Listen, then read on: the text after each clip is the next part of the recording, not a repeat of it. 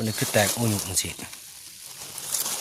นี่พี่จังว่ามีรอยเหยียบนี่นะถือใบตองมันบังเลยแตกอุ่น ตองมันหนาวอ่ะ ตองมันหนา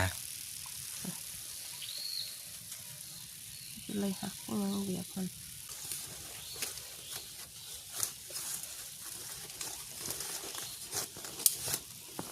แม่มันเฝ้านะคนแม่มันเฝ้าโอ้ยพี่น้องมันชวกแม่มันเฝ้าตัวนี้ขาใหญ่ครับเลยโอ้ยพี่น้องขาใหญ่ดีขาละโลพี่น้องคุณนะขาละโลคุณขาละโลตัวนี้ตูมงามไหมเนี่ยแข็งอยู่นี่มันบ่ถือใบตองเนาะมองในมือถือใบตองมันอยากหนาวพี่น้องขาละโลขาเงาครับได้หาบแล้วพี่น้องพระเจ้าก็ได้2-3 หาบฮือฮากันว่าได้เฮ็ดหลายพลหาบ2 หาบเขาก็ได้หาบกันพี่น้องหาบเห็ดบาน